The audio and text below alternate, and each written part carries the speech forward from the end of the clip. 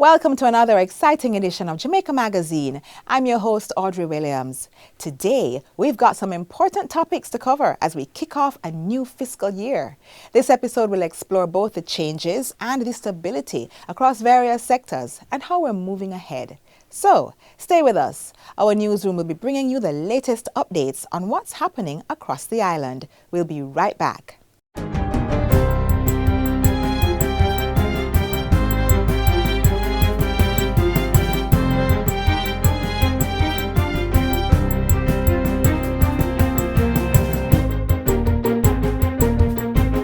Good day, I'm Theodore Henry, and this is your JIS News for Friday, April 4, 2025.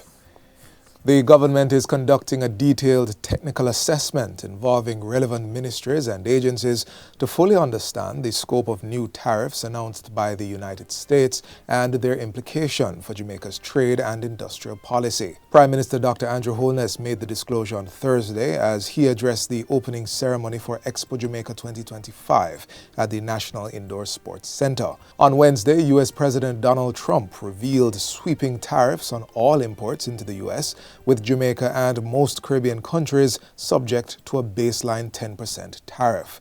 The new tariffs are set to take effect on April 5. Prime Minister Holness says this shift in global trade policy could impact Jamaica's market access to our largest trading partner and says clarity is being sought. While the government of Jamaica has not yet received formal notification on the precise implementation procedures, including whether these new tariffs will override existing CBI provisions, we are actively engaging with the United States Trade Representative and other relevant authorities to seek urgent clarification. Today, nearly 90% of Jamaican exports to the United States enter under the preferential terms of the Caribbean Basin Initiative, CBI, which provides non-reciprocal duty-free access for a wide range of products to the U.S. market. However, the new U.S. tariff regime, rooted in a broader policy of reciprocal trade balancing, has raised serious concerns about the future of these preferential arrangements.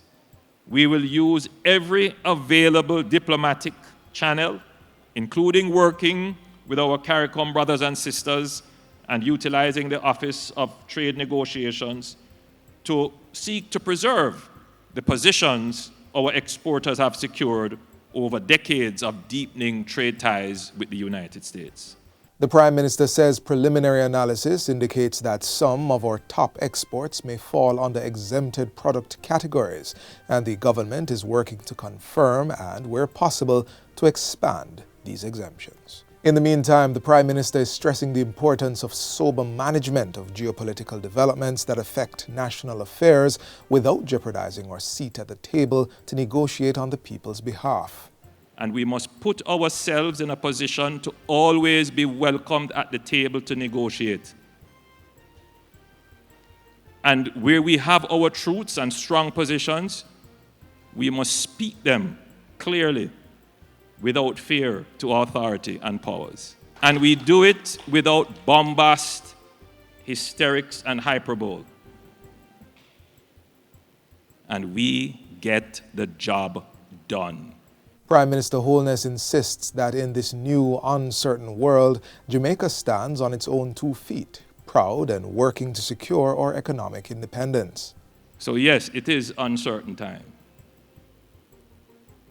But we have done the necessary work.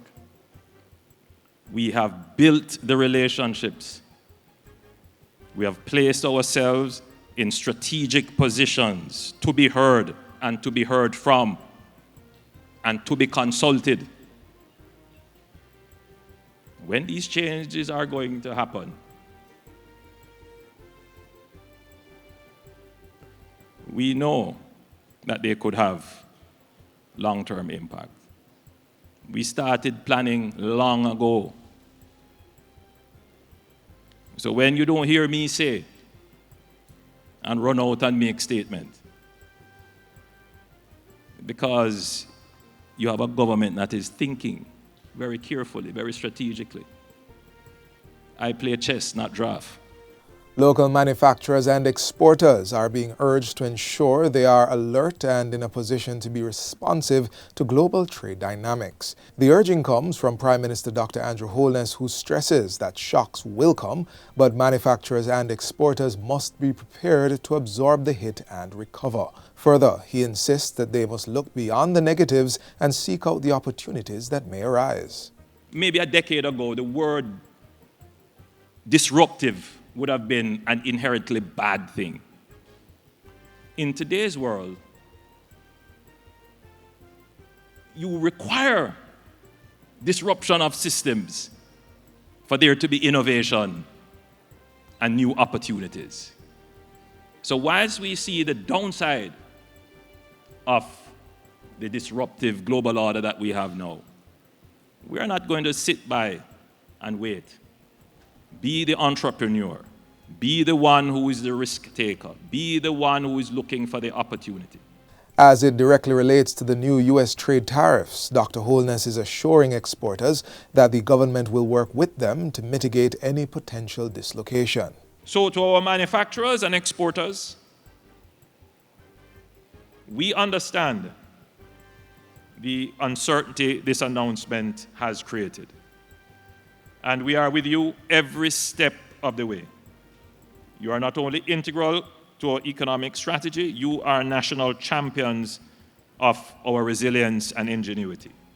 The government will continue to advocate on your behalf and ensure that your interests are protected in any new global trade architecture. In other news, Black River Primary School is the latest beneficiary of a brand new state-of-the-art smart room. The school is the 20th across the island to be equipped with a modern smart lab delivered under a collaboration between the Digital Foundation and the Ministry of Education. The program is designed to modernize classrooms and provide students with access to cutting-edge technology. In praising the initiative, Senior Education Officer for Region 5, Nevadine Gallimore Miller, describes the smart room as a symbol of hope and resilience. This space is a gateway to new possibilities for students to explore, create, and learn in ways that were previously unimaginable. It is a tool that will help us advance our mandate to ensure every child has access to a quality educational process, regardless of their background or circumstances. Chairman of the Digital Foundation, Joy Clark, says it is part of her organization's ongoing investment in education and community development. We have spent over US $2.5 million in this parish alone in projects across our 3 portfolio. By establishing these smart labs, Digital Foundation is reinforcing its commitment to bridging the digital divide and ensuring that primary school students across Jamaica have access to the tools they need to succeed in an increasingly tech-driven world. And finally, the National Solid Waste Management Authority, NSWMA, has launched its Pass the Broom initiative, aimed at getting citizens to keep public spaces clean. Executive Director of the NSWMA, Audley Gordon, says he's hoping that this initiative will take root and that people will begin to be more responsible with their disposal habits. The broom there signifies us all should acknowledge cleanliness. We want to encourage a culture of cleanliness where people sweep up their yard, sweep up outside the gate, keep their community clean. The campaign includes cleanup events, plastic separation, composting, and jingle competitions, along with recycling challenges where persons will be asked to transform trash into useful items. It also involves social media and school engagement programs. On our own, we cannot solve the garbage collection problem. The people, it has to be a collective. We can be the catalyst that provide the information, the best practices, show you how, come with you, do it with you, get you into the habit, but we can't stay there and do it. We can't be in every community doing it. It gotta be you, me, he, she, everyone coming into the party. The campaign is expected to run for a year. And that's it for JIS News today. I'm Theodore Henry. Thanks for watching.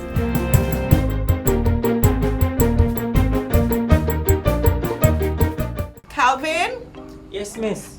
I need you to go to the Transport Authority for me today to renew all the motor vehicle road licenses. I can't afford for you to spend all day at the Transport Authority. I have a lot of errands for you to run for me today. Miss, you don't hear them say you can renew online any day, anytime, easy. No, but that sounds good. What do I need to do? You can always log on to ta.org.jm. Oh, that means we have a lot more time for you to run other errands. Boy, miss. Let me check it out. Ah, easy as 1, 2, 3. Thank you for staying with us. As we celebrate Farmers Month, there's no better way to kick off our program than by focusing on how we can support those who grow our food. For the fiscal year 2025-2026, the government has allocated billions to the Ministry of Agriculture, Fisheries and Mining. But what exactly will this money cover? The details coming up next.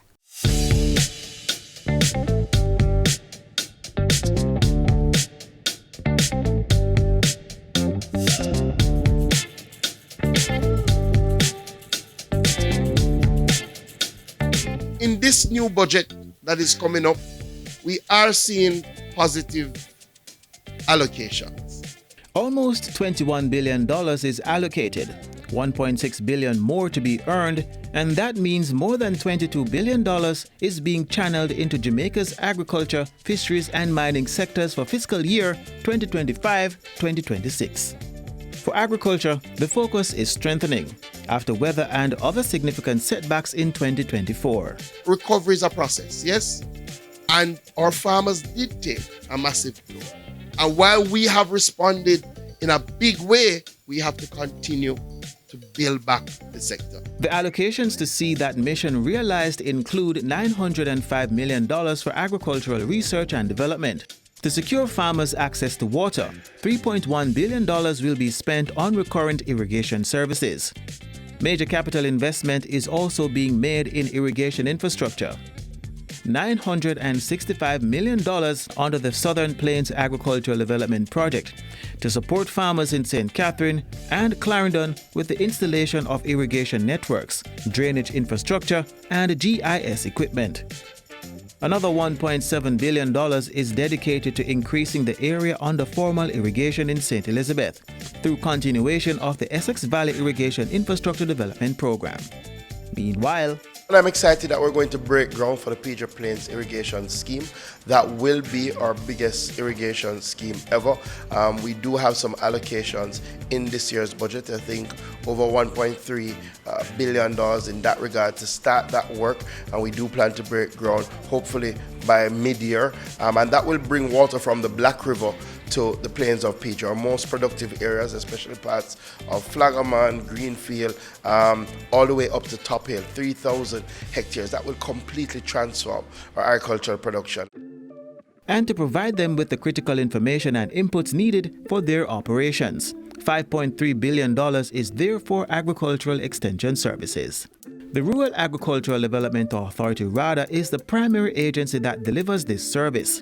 And it's getting $2.4 billion to support its training of farmers and farm families to boost food production, plus $642 million for its operational expenses. The Jamaica Agricultural Society, JAS, is also receiving $171.8 million to safeguard and promote the interests of farmers. A major focus for the ministry is improving accessibility to and from the field. So, $900 million is budgeted for farm road rehabilitation. Farmers will also benefit greatly from the $1.2 billion allocated to the Production Incentives Program. Through our $1.2 billion, looking at other areas, including helping farmers with land preparation, coming up with more technology, infusing more technology into our agricultural enterprise. We are on the cusp of purchasing some more tractors to help our farmers in that land preparation stage. We are actually purchasing some drones.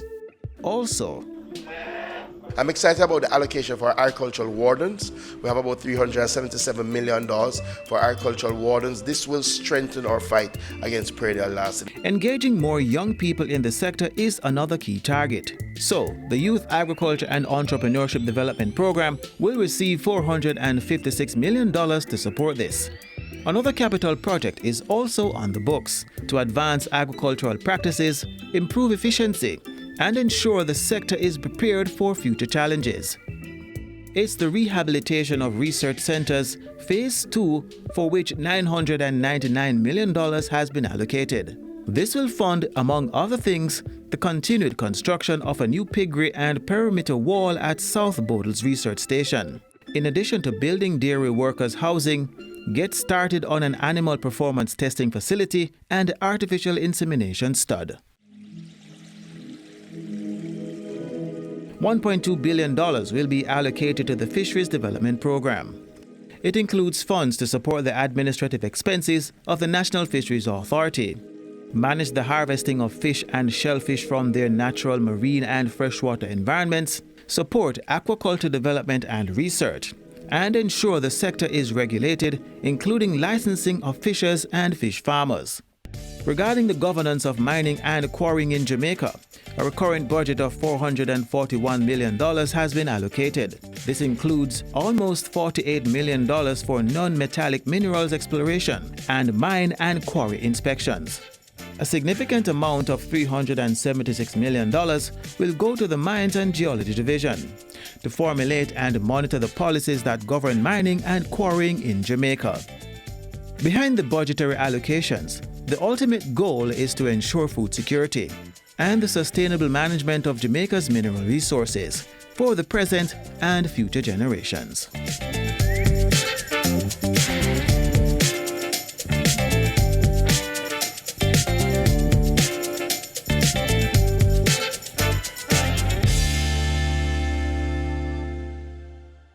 Calling all farmers and fisherfolk, the Agricare insurance plan enrollment period is now open until May 31st. We have an open enrollment period generally of the plan where members are able to enroll without any medical evidence of insurability. Farmers and fisherfolk up to age 75 who are registered with RADA or the National Fisheries Authority are eligible to enroll.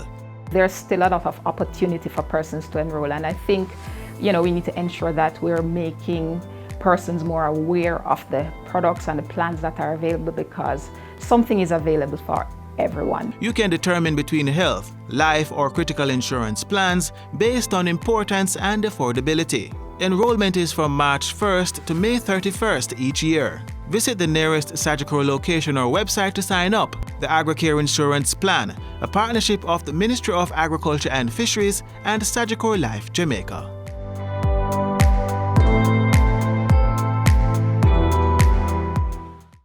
Throughout Farmers Month, we'll be showcasing some of the remarkable contributions made by our local growers. So, up next, we have a special feature that highlights one of our inspiring female farmers. Please take a look.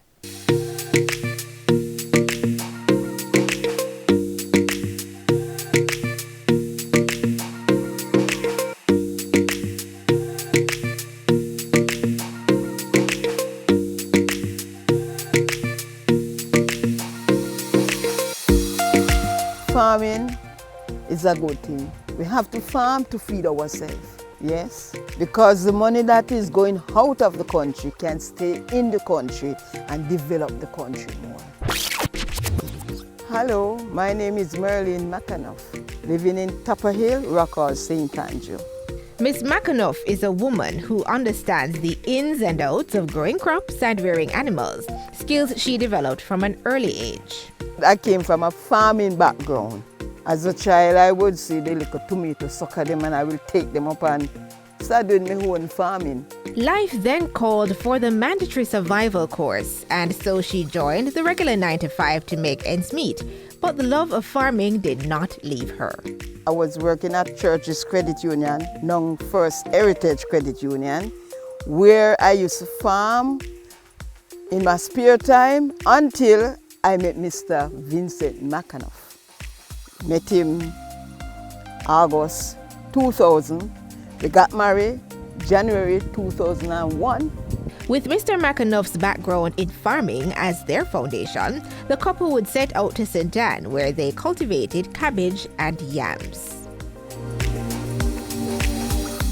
But the marriage cut short because he died 2003. So I came home back, not having a husband, not having a job, don't decide to go back in the office. I just took up my cutlass, my hoe, and my fork, and I set back on the land that I was working on. And up sprung a little sweet pepper, papaya, and string bean, which led to much more. Now I have corn, celery, yam, sweet potato, cocoa, dasheen, just name it. Being a pastor for several churches, Ms. McAnuff says she owes it all to God. She creates a daily routine to ensure everything is on schedule. When I get up in the morning, I do my prayer and then I step to the field because sometimes the sun is very hot. So when you come out in the cool of the morning, you can work with my church. Of course, I preach at 6 churches and I have to attend meeting, I have to attend funeral and all of those, and to go to the market on a Friday. As a woman in farming, the Rural Agricultural Development Authority RADA noticed her efforts to contribute to Jamaica's food production. Because of my dedication in farming, and they came and they saw the things that I'm doing. And for one, I can tell you, RADA support me a whole lot. Recently, I received a catchment tank up there from RADA, 1,000 gallons. So I just reap between 900 to 1,000 pound weight of Irish potatoes. And those seeds were given to me by RADA. Even those corn down there, RADA. I have a big pack of carrot seed at home, RADA. There's a bed up there with some sweet pepper sucker as well. I got them from RADA. They always come and give me my seeds, fertilizer, sprays. Agriculture is one of the main drivers of economic growth in Jamaica, earning foreign exchange and creating jobs. Our women are a part of that story, helping to grow the sector and secure Jamaica's food security. From farming, fisheries, research and development to veterinary medicine, agro-processing, policy development, agribusiness, and other areas, women have taken up the mantle to lead in their respective roles. To support women farmers, we have also made access to the agricultural land a priority for women through the Agro Investment Corporation, AIC, where 20% of all government-owned lands are allocated to youth, including women ages 17 to 35 for agribusiness projects. Now, I am going to continue.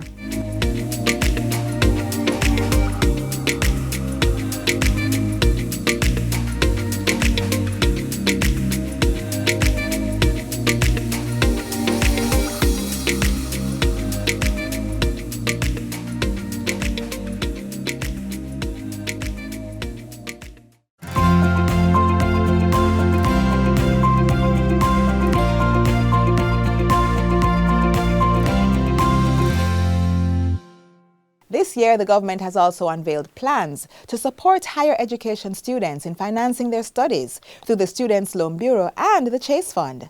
More details on this in our upcoming feature.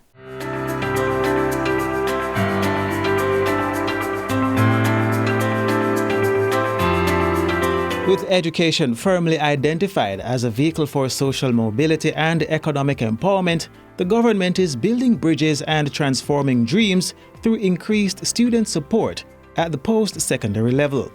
In the Finance Minister's maiden budget speech, improved tuition loan, grant and scholarship opportunities were outlined under the Students' Loan Bureau and Chase Fund. As part of making the Students' Loan Bureau more efficient and service-oriented, a new and improved customer platform will be launched in the first quarter of the 2025-2026 fiscal year. This platform will allow students to view their loans, print statements, and pay their loans online, among other functions. Tertiary students will also be happy to learn that their SLB loan repayment period is being extended, offering graduates more time and flexibility to repay. This government, through the Student Loan Bureau, will be offering to new students a longer repayment period of 10 years instead of the current 7 and 5 years. And the rates will remain the same, meaning the rates will not increase because the payment period has increased. Further enhancements to SLB's services will be rolled out by the start of the 2026 school year as part of a broad plan to overhaul the student loan system. We are committed to an increase in the loan amounts that students will be able to access, and for the disbursement to include not just tuition, but also housing, books and supplies, the cost of a laptop, and a stipend for meals.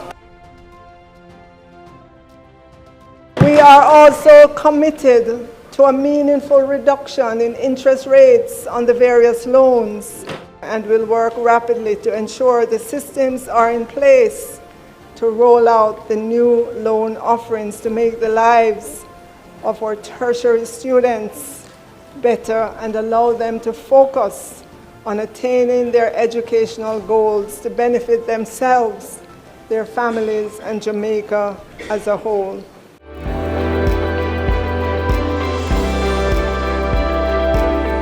The Chase Fund, since its inception in 2003, has awarded 4,909 scholarships valued at $829 million to more than 2,000 early childhood education practitioners and leaders pursuing undergrad and graduate degree programs in early childhood education, special education, literacy and numeracy, curriculum development, educational leadership, and educational administration at tertiary institutions.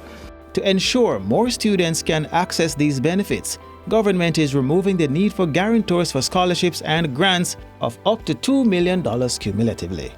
We have listened to our practitioners who have shared the many challenges they face in securing guarantors that affect their take-up of these scholarships and grants. This should not be the case for individuals who serve our country's youngest, who carry the responsibility of their holistic development.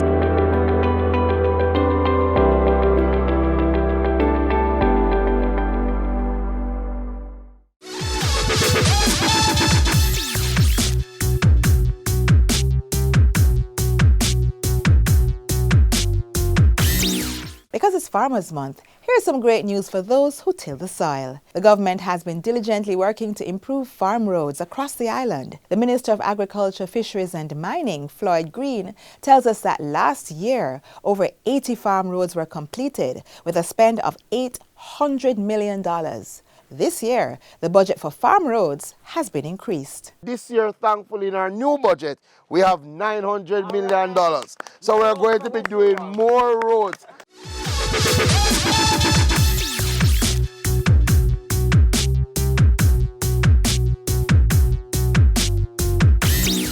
We've reached the end of our program. Get a recap of everything you saw here and more on our website, jis.gov.jm.